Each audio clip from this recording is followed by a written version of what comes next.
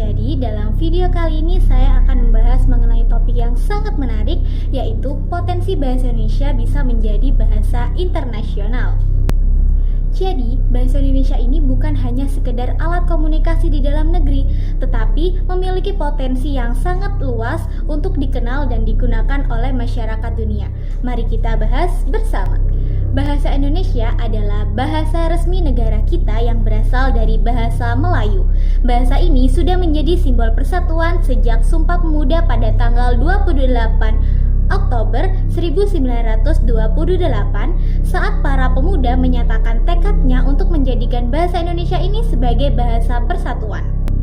Kini, lebih dari 270 juta orang menggunakan bahasa Indonesia dalam komunikasi sehari-hari. Bahkan, bahasa Indonesia ini sudah diajarkan atau sudah dikenal di berbagai negara seperti Australia, Jepang, Korea Selatan, Amerika Serikat.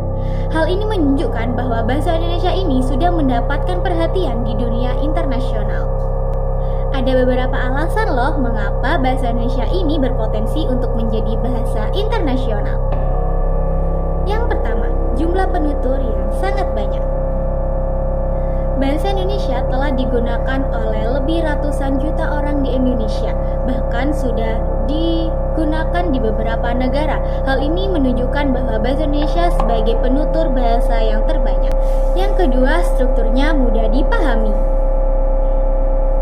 Berbeda dengan bahasa yang lain yang konjungsinya itu rumit, bahasa Indonesia ini relatif sederhana. Misalnya, kata kerjanya tidak berubah bentuk berdasarkan waktu. Contohnya, saya makan, saya sudah makan, dan saya akan makan. Semuanya menggunakan kata makan yang sama. Hal ini memudahkan orang asing untuk belajar bahasa Indonesia. Yang ketiga, pengaruh budaya yang semakin mendunia. Seperti musik, kuliner, dan pariwisata, Indonesia mulai dikenal luas, terutama lewat media sosial dan platform digital. Semakin besar pula ketertarikan mereka untuk mempelajari bahasanya, yaitu bahasa Indonesia. Yang keempat, posisi strategis Indonesia di kawasan Asia Tenggara. Sebagai negara terbesar di ASEAN, Indonesia memiliki peran penting dalam kerjasama regional. Jika bahasa Indonesia ini digunakan dalam pertemuan antar ASEAN, maka pengaruhnya akan semakin kuat di kancah internasional. Pemerintah Indonesia melalui Badan Pengembangan dan Pembinaan Bahasa telah melakukan banyak upaya untuk memperkenalkan bahasa Indonesia ke dunia. Program pengajaran bahasa Indonesia bagi penutur asing atau biasa kita kenal dengan BIPA kini tersebar di berbagai universitas luar negeri. Selain itu, generasi muda juga memiliki peran penting melalui media sosial, konten kreatif, dan interaksi global.